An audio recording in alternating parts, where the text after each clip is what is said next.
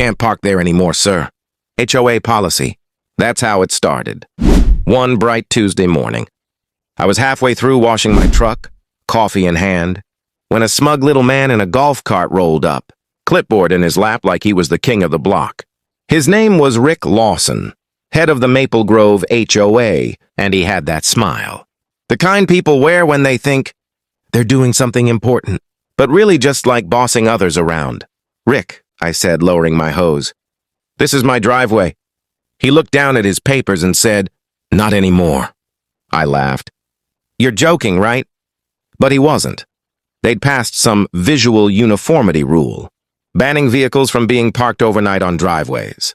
According to them, cars lowered the aesthetic value of the neighborhood. If I didn't comply, I'd be fined $200 a week. My truck, my pride and joy, the one I built with my late father, apparently wasn't community appropriate. That night I parked it anyway. By morning, there was a bright orange violation notice taped to my windshield, and just below it, a note in Rick's handwriting. "Rules are rules. You can't fight the system." Oh, but I could. For weeks, I tried to reason with them.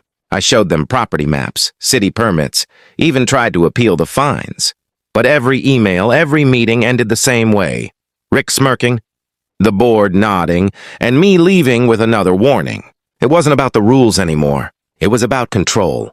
Then one evening, as I was pacing my yard, my neighbor Linda came over.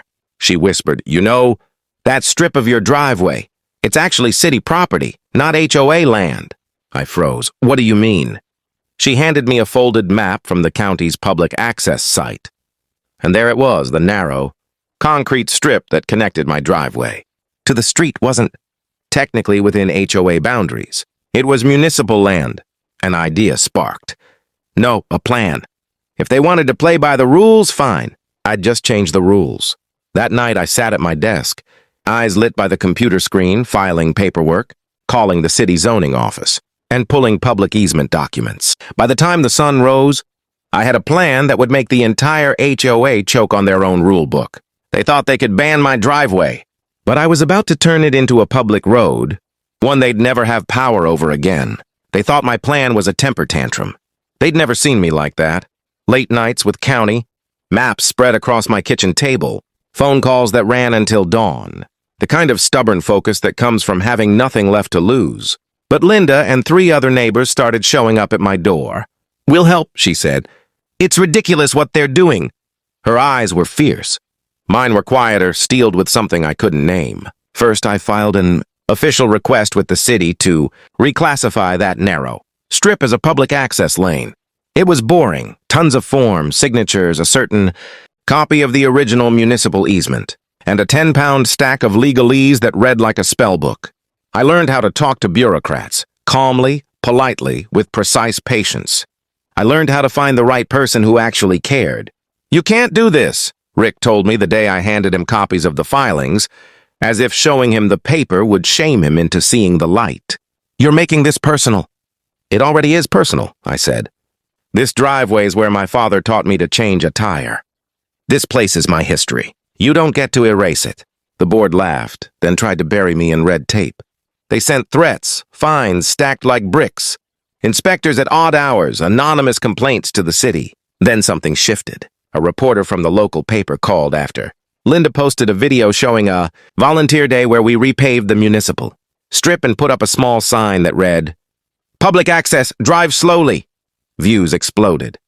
People drove by, waved, and some even left sandwiches on my porch.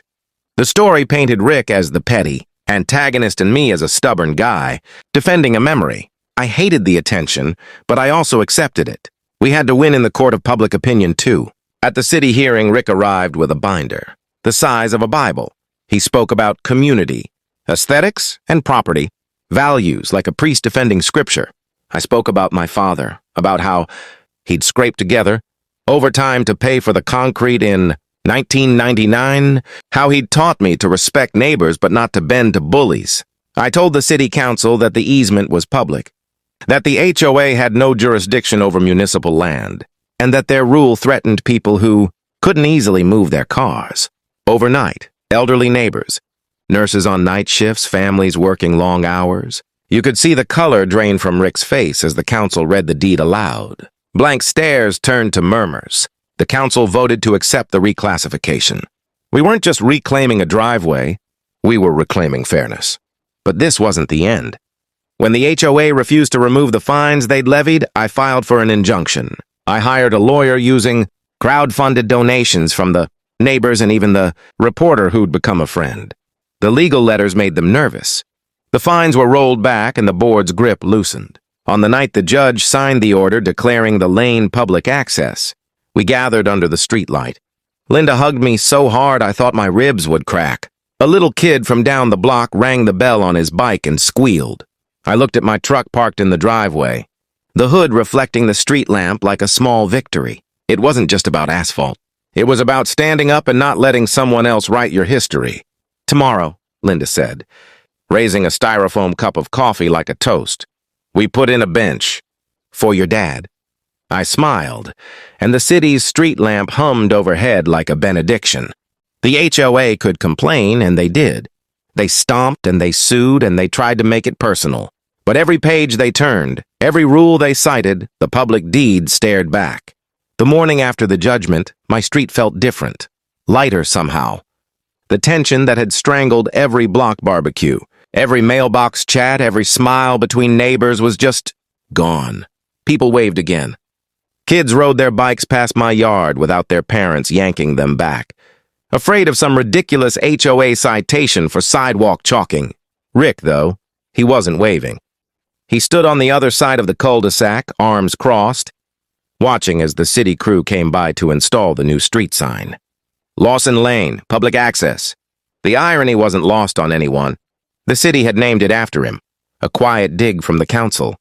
I'm sure, but everyone knew whose victory it really was. When the post went in, the sound of that metal pole clanging against concrete felt like a bell tolling. The end of an empire. Rick marched up, red-faced. You think this changes anything? He hissed. We still run this neighborhood. I looked at him, calm. You ran it, Rick, past tense. He opened his mouth to bark back, but a city official stepped forward. Sir, this is now a public right-of-way. Your HOA has zero jurisdiction here. In fact, if you harass residents about this area again, we'll report it as obstruction. Rick's jaw went slack. For the first time since I'd met him, he didn't have a rule to hide behind.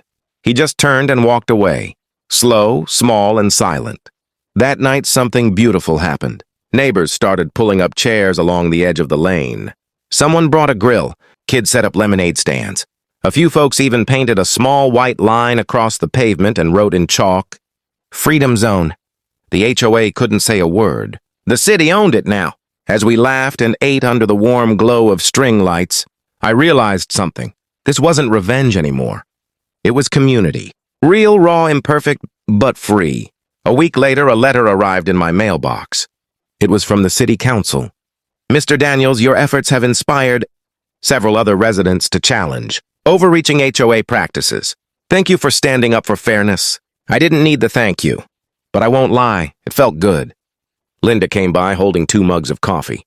Your dad would have loved this, she said, nodding toward the bench we'd built by the curb. He would have said, son, don't ever let people fence your freedom, I replied. We sat there for a while, watching the kids draw on the asphalt that was once my driveway.